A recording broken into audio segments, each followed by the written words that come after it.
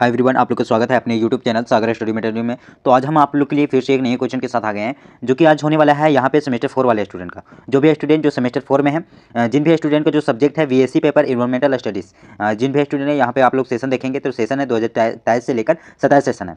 अगर environmental study का अगर आप लोग का फुल मार्क्स की अगर बात किया जाए तो इसमें कितना मार्क्स का आप लोग का पूछा जाएगा, तो 50 मार्क्स का पूछा जाएगा। जो कि यहाँ पे आप लोग देख सकते हैं कि 50 मार्क्स आप लोग का जो इन्वायरमेंटल स्टडी से होगा। आप लोग का अगर टाइमिंग यहाँ पे जो है एग्जाम का वो है 2 घंटा। तो आप लोग काफ़ी ज़्यादा बेहतरीन तरीके से एग्जाम की तैयारी कर रहे होंगे और आशा करते हैं कि जितने भी जो हम क्वेश्चन आप लोग को बताएंगे वो काफ़ी ज़्यादा ध्यानपूर्वक से सुनेंगे और साथ ही साथ आप लोग लिखते भी जाइए, ताकि आप लोग का एग्जाम की तैयारी में किसी प्रकार से दिक्कत ना हो। तो आज हमारे सामने जो क्वेश्चन है वह है, फर्स्ट क्वेश्चन जो हम लाए हैं कि वो है ओजोन परत की क्षरण का वर्णन करना है। ओजोन परत के किस प्रकार से क्षरण हो रहा है, विनाश हो रहा है, उसके बारे में आज हम आप लोग के लिए बताने वाले हैं। तो अगर चैनल में नए होंगे तो चैनल को सब्सक्राइब जरूर कर दीजिएगा और ज़्यादा से ज़्यादा अपने दोस्तों के पास शेयर कीजिएगा, ताकि हमारा उससे जो मोटिवेशन मिलता है वीडियो आप लोग के प्रति बनाने का, ताकि आप लोग की एग्जाम की तैयारी सागर स्टडी मटेरियल पर काफ़ी ज़्यादा बेहतरीन पूर्वक से आप लोग को बता सके। और इन्वायरमेंटल स्टडी जो वीएससी आप लोग का जो पेपर है, अगर आप इसका जो आप लोग पीडीएफ अगर लेना चाहते हैं कि नहीं हम पीडीएफ से के माध्यम से भी हम पढ़ सके, तो आप लोग जाइए टेलीग्राम ग्रुप या व्हाट्सएप ग्रुप में जाके मैसेज कर सकते हैं। आप लोग के लिए ये जो पीडीएफ है और निःशुल्क है, वो आप लोग को प्रोवाइड कर दिया जाएगा, ताकि आप लोग को, हमारा यही एक मकसद है ना कि आप लोग जितना ज़्यादा पॉइंट मतलब लिखिए एग्जाम में और जितना ज़्यादा आप लोग बेहतरीन तरीके से एग्जाम की तैयारी कीजिए और ज़्यादा से ज़्यादा अपना अंक जो है वो अधिक मात्रा में आप लोग ला सके। यही मेरा एक मेन मोटिव रहता है, मेन एक मकसद है।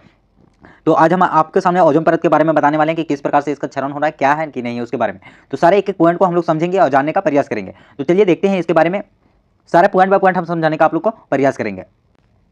तो चलिए देखते हैं। तो यहाँ फर्स्ट पॉइंट में जो लिखा गया है कि ओजोन परत पृथ्वी के वायुमंडल की वह जीवनदायिनी ढाल है जिसके बिना धरती पर जीवन की कल्पना का संभाव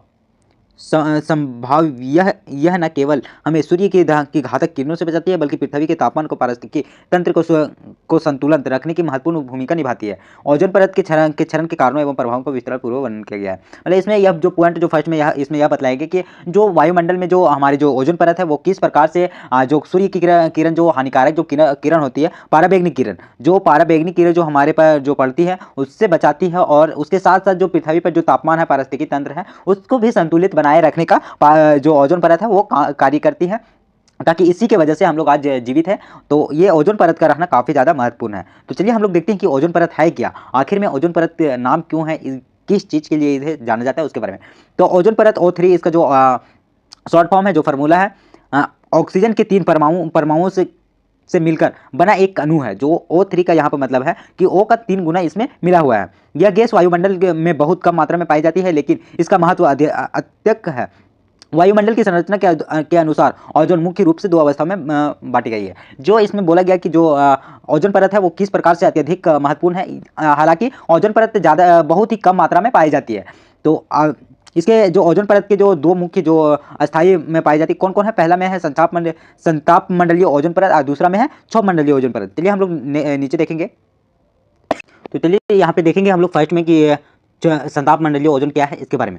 तो वायुमंडल की दूसरी परत, जिसे संताप मंडल कहा जाता है, पृथ्वी के सतह से लगभग यह जो संताप मंडल है वह 15 से 35 किलोमीटर की ऊंचाई पर ओजोन की संघनता सबसे अधिक होती है, जो कि ओजोन परत कहा जाता है। इसे अच्छी ओजोन माना जाता है क्योंकि यह सूर्य की हानिकारक पाराबैंगनी किरण को यूवी जो रोशनी को खोज लेती है, जो सोख लेती है। मतलब इसमें यह बोला गया कि जो ओजोन परत है इसकी अगर ऊंचाई की बात करें तो अगर इसकी ऊंचाई की अगर हम लोग बात करेंगे तो 15 से 35 किलोमीटर की ऊंचाई पर यह ओजोन परत है, और ये जो ओजोन परत है यह पाराबैंगनी किरण को, जो हानिकारक जो सूर्य की जो किरण आती है, उसे यह सोख लेती है। अब नेक्स्ट देखते हैं तो क्षोभ मंडल क्या है इसके बारे में। तो क्षोभ मंडलीय जो ओजोन है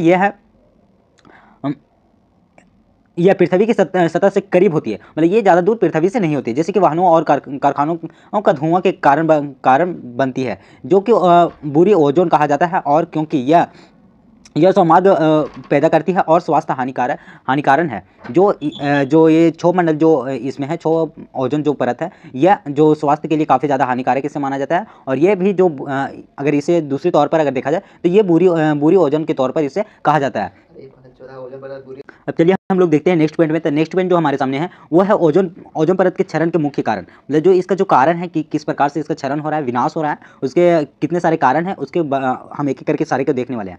तो जो यहाँ पे लिखा गया पॉइंट में वह है ओजोन परत परत के पतला होने या छिद्र होने के कारण प्राकृतिक कम और मानव निर्मित अधिक। मतलब इसमें बोला गया कि प्राकृतिक जो यहाँ पे है वो काफ़ी ज़्यादा कम हो जा रही है, और जो मानव निर्मित जो सामग्री है जिसमें उद्योग आजकल के देख रहे होंगे काफ़ी ज़्यादा इसमें बढ़ोतरी हो रही है।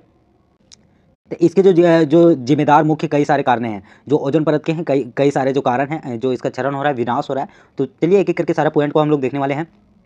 तो फर्स्ट पॉइंट में है क्लोरोफ्लोरोकार्बन, जो इसके वजह से किस प्रकार से विनाश हो रही है उसके बारे में हम देखेंगे। तो यह ओजोन क्षरण का सबसे प्रमुख कारण है, जो कि इसका उपयोग मुख्य रूप से रेफ्रिजरेटर, एयर कंडीशन जैसे कूलर हो गया, फ्रिज हो गया, ये सारी चीज़ में इसका उपयोग किया जाता है। जब ये गैसें वायुमंडल की जब इसे वायुमंडल में अगर छोड़ी जाती है तो ये धीरे धीरे ऊपर की ओर उठता है और ये संताप मंडल में पहुंचती है, जो कि वहाँ सूर्य की पराबैंगनी किरणों को तोड़ देती है, जिसे क्लोरीन मतलब CI प्रदूषण युक्त होते हैं। इसी के चलते जब ये संताप मंडल में पहुंचता है तो वहीं पर आप लोग देखेंगे तो वहाँ पे ओजोन परत है, तो उसे छिद्र करने का कार्य करती है। यह प्रक्रिया अकेले क्लोरीन परमाणु जो कि ओजोन एक लाख जो 1 लाख अणुओं को यहाँ पे नष्ट करने की क्षमता रखती है। जो क्लोरोफ्लोरोकार्बन है ये ओजोन परत में अगर जाती है तो वहाँ पे जो 1000 जो अणुओं जो पराबैंगनी जो किरण को जो रोकती है, बचाती है, उसे यह नष्ट कर देती है। उसी की वजह से पराबैंगनी किरण आने की संभावना बढ़ रही है। अगला मैं देख लेते हैं हेलन के बारे में कि हेलन किस प्रकार से पराबैंगनी किरण को नष्ट कर रही है उसके बारे में। तो इसका उपयोग मुख्य रूप से अग्निशामक यंत्रों में किया जाता है। इसे ब्रेमिन होता है, जो कि क्लोरीन की तुलना में ओजोन परत को नष्ट करने में कई गुना अधिक शक्तिशाली होती है, जो कि इसे जो ओजोन परत की जो नष्ट जो करती है तो ये जो है काफ़ी ज़्यादा बड़ा होता है और काफ़ी ज़्यादा ये अधिक शक्तिशाली इसे माना जाता है। अगला में है वो है कार्बन टेट्राक्लोराइड और मिथाइल क्लोरोफॉर्म।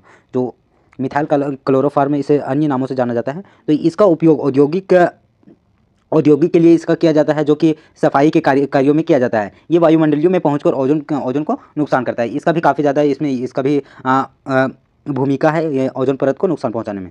अगला जो 4th नंबर जो कारण है इसका वह है नाइट्रोजन ऑक्साइड। जो नाइट्रोजन ऑक्साइड है तो ये है सुपरसैनिक के भी इसे सुपरसैनिक जेट विमानों से निकलने वाले जो धुएं उर्वरक के उपयोग से निकलने वाले नाइट्रोजन युक्त गैसें ओजोन अणुओं के साथ प्रक्रिया कर उन्हें ऑक्सीजन में बदल देती है। जो कि ये जो ऑक्साइड है नाइट्रोजन ऑक्साइड ये कहाँ से निकलती है, तो ये सुपरसैनिक जो जेट विमान जो है उससे जो धुआं निकलता है उससे यह निकलता है नाइट्रोजन ऑक्साइड, ये निकलता है। ये ओजोन परत के अणुओं के साथ यह प्रक्रिया करती है और उसी के जो उससे है वह किस चीज़ में परिवर्तित कर देती है, तो वह ऑक्सीजन में इसे बदलने का कार्य करती है।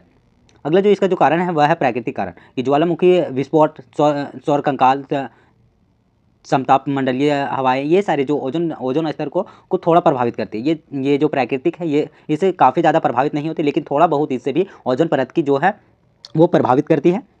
तो इसके प्रभाव के बारे में देखते हैं कि ओजोन परत के क्षरण के प्रभाव किस प्रकार से पड़ रहे हैं। उसके बारे में एक पॉइंट को हम लोग देखने का प्रयास करते हैं। तो जब ओजोन परत पतली होती है तो सूर्य की पराबैंगनी किरणें सीधे पृथ्वी सतह पर पहुंचती है, जिसके परिणाम बहुत भयानक हो सकते हैं। तो इसके प्रभाव जो पराबैंगनी जो किरण है तो उसको किस प्रकार से प्रभाव पृथ्वी पर पड़ेंगे उसके बारे में हम लोग देखेंगे। तो फर्स्ट जो है वह है मानव स्वास्थ्य पर प्रभाव। मानव स्वास्थ्य पर किस प्रकार से प्रभाव पड़ेगा, तो त्वचा कैंसर, जो शरीर की जो त्वचा कैंसर है उस पर प्रभाव पड़ेगा। जिसे इसे अन्य नामों से अगर जानेंगे तो UVB जो किरणें के संपर्क में आने से त्वचा की कैंसर का खतरा बढ़ जाता है। जो त्वचा पर जो कैंसर होता है वो पराबैंगनी किरणें से ही होता है। आँखों की बीमारी, जो आँखों की बीमारी इन कारणों से मोतियाबिंद और आँख में जलन जैसी समस्याएं हो सकती है। जो पराबैंगनी की जो किरण है अगर ओजोन परत में अगर छिद्र हो जाएगा तो वो हमारे आँखों को भी नुकसान पहुँचाएगी।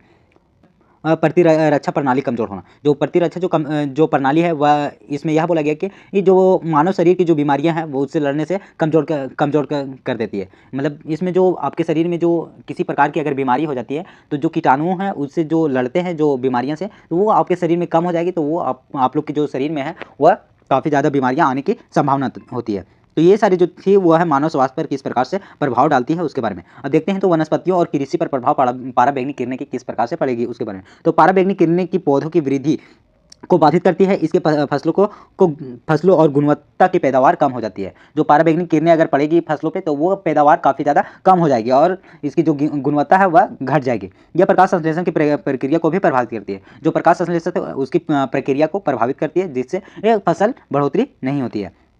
अगला है तो समुद्री पारिस्थितिकी तंत्र। जो समुद्री पारिस्थितिकी तंत्र है इसमें क्या बोला गया है, तो इसमें यह प्रभाव पड़ेगा कि समुद्र की सतह पर होने वाली छोटी जीव वैसे फाइटोप्लैंक्टन के किरणें को नष्ट हो जाते हैं, चूँकि ये फाइटोप्लैंक्टन समुद्री खाद्य श्रृंखला का आहार है। जो इसका जो आहार है काफ़ी ज़्यादा वो उसमें भी नष्ट होने की संभावना है, जैसे कि समुद्र व्यवस्था बिगड़ सकती है इसमें। अब देखते हैं तो जलवायु परिवर्तन। पराबैंगनी किरणें से जलवायु भी परिवर्तन हो सकती है, जो कि ओजोन परत के क्षरण जो अपरक्षण रूप ग्लोबल वार्मिंग बढ़ सकती है, जो कि ग्लोबल वार्मिंग है काफ़ी ज़्यादा बढ़ सकती है। अभी इसका देखते हैं तो संरक्षण के उपाय भी इसका देख लेते हैं कि किस प्रकार से ओजोन परत को हम लोग को बचाना चाहिए और किस प्रकार से उपयोग करेंगे जो कि बच सके। तो यहाँ जो उपाय में भी लिखा गया कि ओजोन परत को गंभीरता से देखते हुए 1987 में मेट्रोलर्क प्रोटोकॉल पर हस्ताक्षर किए गए थे कि एक अंतर्राष्ट्रीय संधि जिसका उद्देश्य ओजोन क्षयकारी पदार्थ उत्पादन और उपयोग चरण के तरीके को समाप्त कर सकती है। जो 1987 के जो इसमें जो हस्ताक्षर किया गया था उसमें यह बोला गया कि ओजोन परत किस प्रकार से क्षरण हो रहा है और किस प्रकार से इसे बचाना चाहिए उसके बारे में। तो इसके परिणाम स्वरूप यह कारण ओजोन पर धीरे धीरे खुद को ठीक कर रही है। जो इसमें जो बोला गया कि किस प्रकार से ओजोन परत के बचाने का कार्य किया जा रहा है। ऐसे उपकरणों ऐसी फ्रिज जो उपयोग करें जो कि CFC फ्री हो, जो कि इसमें बोला जा रहा है कि AC फ्रिज, जिससे काफ़ी ज़्यादा जो नुकसान इसमें जो होता है इसमें नहीं होगा। निजी वाहनों के बजाय सामाजिक परिवहन का उपयोग करें ताकि प्रदूषण कम हो। मतलब जो निजी वाहन है इसका उपयोग काफ़ी ज़्यादा कम करें और जो निजी जो चीज़ें होती है उसका उपयोग ज़्यादा करें, ताकि वो चीज़ में हम लोग एक ही टाइम में ज़्यादा लोग सफ़र कर सकें और इसमें जो एयर प्रदूषण जो है वो कम हो सके। अगर निजी चीज़ में अगर चलेंगे तो काफ़ी कम लोग भी उससे सफ़र करेंगे और उससे एयर प्रदूषण काफ़ी ज़्यादा हो सकती है। अब यहाँ पे देखते हैं तो प्लास्टिक और हानिकारक रसायनों का उपयोग कम करें। जो प्लास्टिक और जो रासायनिक जो हानिकारक जो चीज़ होती है उसका उपयोग काफ़ी कम मात्रा में इसका उपयोग करें।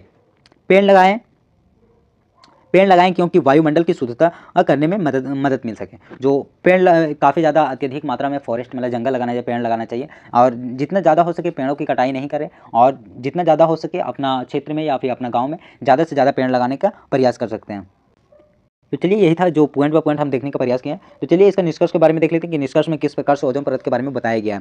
तो इसमें यह बोला गया कि ओजोन परत पृथ्वी का सुरक्षा कवच है, जो कि यद्यपि वैश्विक प्रयासों से ओजोन छिद्र की स्थिति में सुधार हुआ है, लेकिन हमें अभी तक सतर्क रहने की आवश्यकता है। आने वाली पीढ़ियां के लिए सुरक्षित वातावरण सुनिश्चित करने हेतु पर्यावरण के अनुकूल जीवन शैली अपनाना अनिवार्य है। मतलब इसमें जो बोला गया कि काफ़ी ज़्यादा पहले की अपेक्षा जो है वो ओजोन परत की सुरक्षा मिल रही है और इसका जो अगर ओजोन परत की अभी हम लोग सुरक्षित नहीं करेंगे तो आने वाली पीढ़ियों के लिए काफ़ी ज़्यादा खतरनाक हो सकती है और सबसे ज़्यादा जो असर हो सकती है वो पृथ्वी के जो जीव जंतु हैं या फिर मानव हैं उस पर जो पराबैंगनी जो किरण से जो कैंसर का जो बीमारी होता है त्वचा कैंसर की बीमारी का, वो उसका शिकार हो सकते हैं। तो यही सारी जो चीज़ है इसके काफ़ी ज़्यादा बचाने का हम लोग प्रयास करें ताकि जो ओजोन परत है वो काफ़ी ज़्यादा सुरक्षित रह सके और हम लोग भी सुरक्षित रह सकते हैं। तो यही था जो ओजोन परत के बारे में हम आप लोग को बताने का प्रयास किए हैं। तो अगर चैनल में नए होंगे तो चैनल को सब्सक्राइब जरूर कर दीजिएगा और ज़्यादा से ज़्यादा अपने दोस्तों के पास शेयर कीजिएगा ताकि एग्जाम में जो है वो आप काफ़ी बेहतरीन तरीके से लिख पाएँ। तो इसका अगर आप लोग PDF लेना चाहते हैं तो टेलीग्राम चैनल में ज्वाइन होकर आप लोग ले सकते हैं। तो चलिए मिलते हैं एक नेक्स्ट क्वेश्चन के साथ, तब तक के लिए बाय, जय Hind, all the best, thank you so much.